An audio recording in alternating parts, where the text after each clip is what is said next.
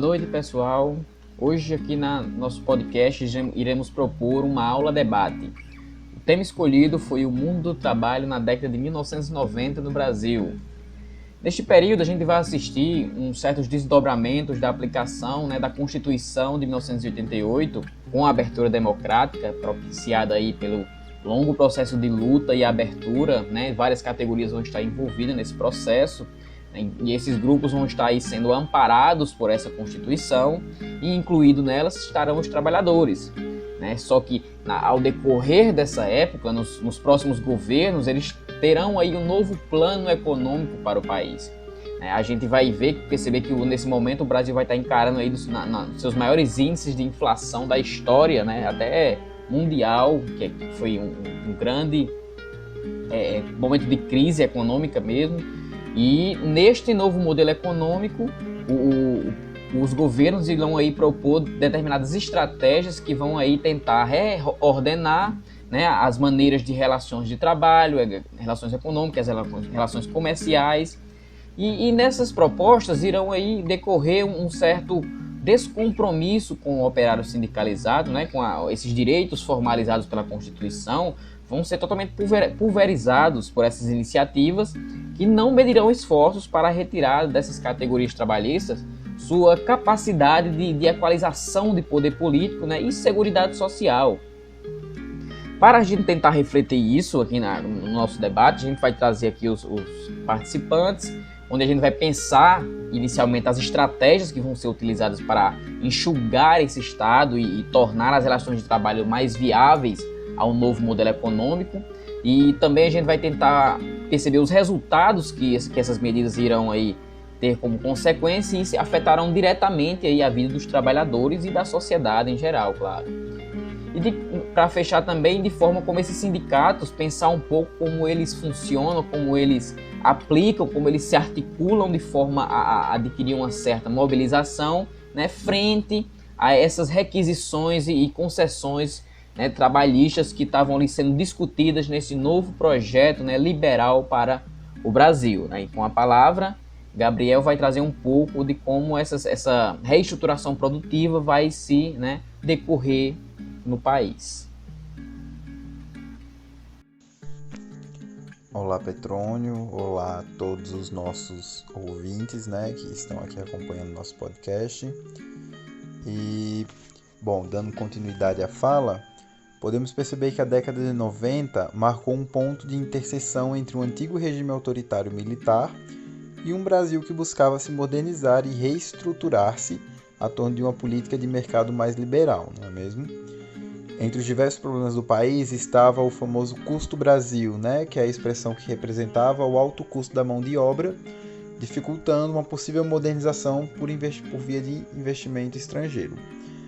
Segundo nossas fontes, esse processo se utiliza por palavra-chave a flexibilidade, que se refere a uma flexibilidade interna que facilita e diferencia os processos trabalhistas a se darem no Brasil, que apesar de também intensos e sistemáticos como no mundo, teve suas particularidades no Brasil, que foi a própria flexibilidade nas relações internas, que facilitam os processos de relações. Apesar de aumentar a lucratividade e a produtividade, os trabalhadores acabaram perdendo por meio dessa proteção institucional e estavam tendo que negociar condições individuais em um mercado de trabalho em constante mudança, um mercado de trabalho volúvel, Nesse ponto, as óticas vão se cruzar a respeito de da mesma questão, que seria a ótica empresarial, que via de forma positiva as mudanças adotadas, se contrapondo a um regime fordista vertical e possibilitando novos horizontes, as possibilidades de uma discussão, de uma negociação entre os trabalhadores e as indústrias a respeito do mesmo tema. Obviamente, da carga horária, carga de trabalho, das condições de trabalho do Brasil. E, de outro lado, a política flexível reafirma outros padrões de exploração já definidos por uma política empresarial, aumentando ainda mais a exclusão e trazendo questionamentos de que adianta modernizar o país e regredir em questões sociais, não é mesmo? esse é um progresso, digamos assim, porque, obviamente, com as normas de trabalho sendo flexibilizadas, várias empresas conseguiram sim aumentar a sua produtividade, porém, a custo realmente da saúde dos trabalhadores, a custo do esforço, do cansaço, enfim. Enquanto isso, o método de produção em um contexto novo, relacionado às questões trabalhísticas da época, faz com que a ideia de um emprego para toda a vida mude, que empregos parciais comecem a surgir e novas possibilidades comerciais. Mas em questão produtiva, ocorreu o que chamamos de despotismo de mercado, que se caracteriza pelo aumento e a volatilidade da produção, mas que também aumenta os horários e as pressões sobre os trabalhadores. O tempo do trabalho tem se tornado uma grande variável. Os trabalhadores tinham que se adaptar às produções e o termo adequado utilizado na época para descrever o trabalho seria de fato a precarização do trabalho, né? E condições similares a trabalho forçados ou até mesmo condições análogas à escravidão. O mundo do trabalho no Brasil, apesar de estar em uma mudança, né, existem alguns dados que permaneceram inalteráveis, apesar de todo o contexto vivido, como o número de jovens entre 15 e 24 anos empregados em 1988 e 1998 permaneceu igual, apesar de haver uma maior ingressão de jovens no mundo de trabalho na década de 90. E essa mesma flexibilidade tem como resultado aumentar os horários comerciais determinados, que começaram a contar domingos como um dia comercial, e o país se via em um impasse entre se adequar à economia global e aumentar a produção para elevar o nosso sistema econômico nacional, e por outro lado oferecer suporte de crescimento e aumento na geração de empregos. Obrigado pela palavra, Gabriel. Então, a gente percebendo que essas novas relações não vão tentar colocar uma certa flexibilização nessas relações de contratação e emprego de oportunidades, a gente vai perceber nuances que esses números vão ter aí seus resultados no decorrer de toda a década de 90 e início dos 2000, perceber como esses efeitos e como essas estratégias vão aí, né, ocasionar novas maneiras de se ingressar no mercado, como também isso vai afetar diretamente as bases e amparos que esses direitos trabalhistas garantem para a classe trabalhadora.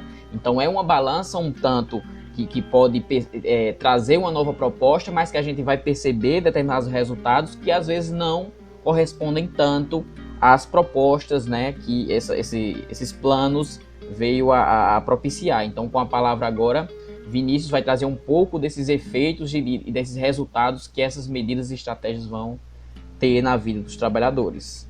Com a palavra, Vinícius.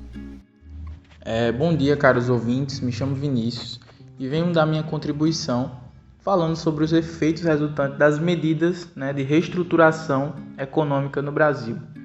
E aí, como bem vocês sabem, como bem nosso colega Gabriel explicou, né, existem algumas estratégias e a partir dessas estratégias de produção, elas surtem alguns efeitos, sendo eles colaterais, né, positivos ou negativos. Os positivos eles foram para alguns setores, que se tornaram um pouco mais competitivos, e mais nocivos para outros, certo? Devido à falta de credibilidade das instituições que eram envolvidas nesse processo. E também pela maneira que elas foram conduzidas por algumas políticas públicas, certo? Principalmente o que se refere às privatizações. Privatizar é tornar uma empresa que é pública em privada, ok? A falta de investimento em algumas pesquisas, né, e desenvolvimento, ela é uma característica que a gente pode notar como negativa. Por quê? Porque o investimento em desenvolvimento e educação, elas são essenciais, certo? Para o desenvolvimento econômico de uma nação. Eles também não foram privilegiados, o que a gente pode notar como efeito negativo. Um dos efeitos sentidos que a gente pode destacar também é a grande redução dos trabalhos formais, principalmente nessas grandes empresas, correto? E nesse período cresceu-se o uso de trabalhos informais. O que seriam esses trabalhos informais? Trabalho informal é aquele sem vínculo registrado na carteira de trabalho, né? O documento que é equivalente. Ele é geralmente desprovido de benefícios, como a remuneração fixa e o direito a férias, ok? Também teve o crescimento da terceirização. O que seria a terceirização? Uma forma de organização estrutural que vai permitir que uma empresa ela transfira as suas atividades, né, para outra empresa. Uma empresa dentro de outra. Isso vai diminuir os custos, né, e vai economizar alguns recursos.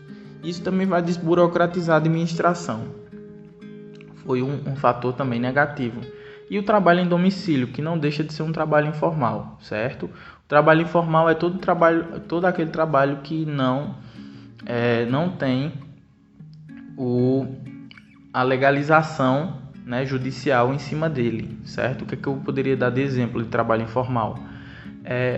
Vendedores ambulantes, certo? Alguns mercadores, alguns entregadores, ok? E aí, esse novo contexto, ele faz com que a situação dos trabalhadores mude, né? Fazendo com que essas ofertas de trabalho elas se tornem temporárias, o que dificultava na construção de uma carreira de trabalho sólida e não garantia a segurança desses trabalhadores, porque muitos tinham família, né? Também a gente pode identificar um aspecto de precarização, né, que Gabriel bem explicou. Isso se estendeu para os espaços habituais de trabalho em alguns diferentes setores econômicos, que foi a outra característica que a gente vai citar aqui, que se relaciona com o desrespeito aos direitos humanos, certo? Pela violação das leis trabalhistas. Isso gerou milhares de denúncias de trabalhos forçados, ok? Então, dessa forma, a gente pode notar que essa precarização do trabalho ela foi um dos efeitos principais na estratégia, né, dessa reestruturação econômica no início dos anos de 1990 no Brasil. Com isso eu encerro minha participação e agradeço. Obrigado pela participação, Vinícius. Então a gente percebe que esses projetos acabam aí por também provocar certos prejuízos, né? Uma certa precarização da situação trabalhista.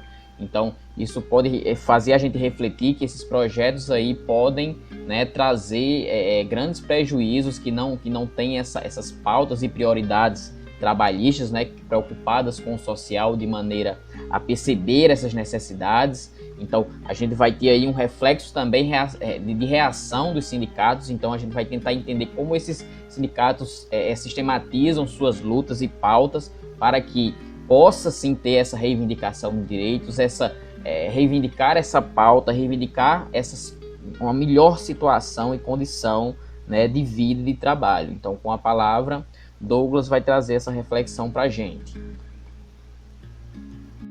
Olá, Petrônio. Olá, querido ouvinte que nos acompanha nesse momento em um episódio de podcast sobre a história do Brasil. Eu gostaria de agradecer, Petrônio, pelo convite e poder contribuir de alguma forma com conhecimento, né, para esse debate. Pois bem, Petrônio, antes de iniciar minha fala, que é justamente sobre o movimento sindical, eu gostaria de poder explicar o que são esses sindicatos e quais são as suas principais atribuições de uma maneira bem sucinta para que o público possa entender o que são. Então, sindicato é uma forma de associação entre pessoas físicas ou jurídicas que atuam numa mesma função, né, no mesmo ramo de negócio. Como assim, Douglas? Pois bem, se por exemplo eu sou um operário e eu trabalho em uma fábrica, eu posso me unir a outros companheiros, né, de mesma ocupação, ou seja, operários também, e através do mesmo objetivo, né, lutar pelos nossos interesses. É através do sindicato que se cria um projeto com o objetivo de exigir melhores condições de trabalho, melhores condições de saúde, segurança no trabalho e entre outras coisas.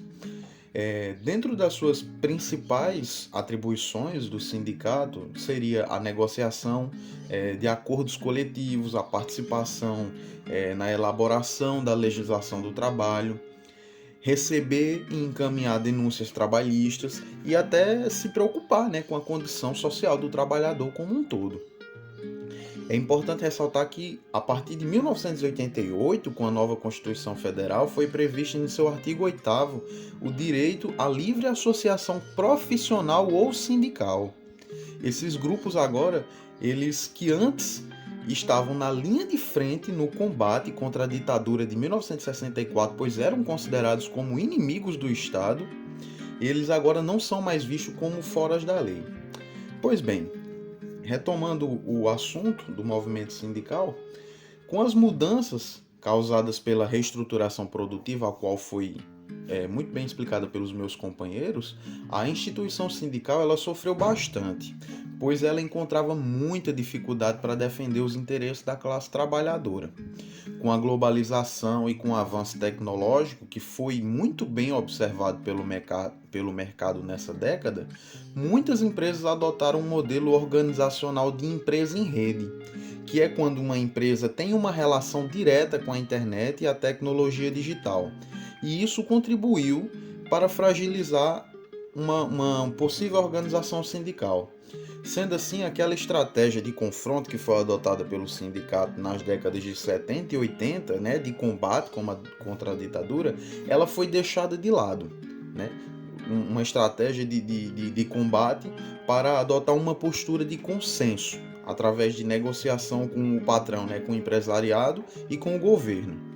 Nesse novo contexto, né, o movimento sindical ele teria de se reinventar e criar alternativas para enfrentar a crise causada por essa flexibilização nas relações de trabalho, o qual também foi muito bem explicado pelos amigos, que causava o aumento do desemprego.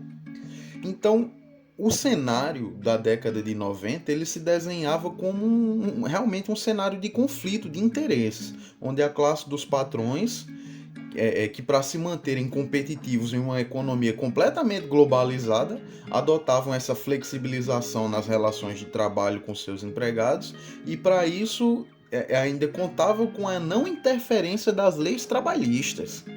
Enquanto que para a classe trabalhadora, essas novas relações de trabalho, ela gerava a precarização do trabalho, o desemprego, o emprego informal, fazendo com que os sindicatos sempre ficassem na defensiva.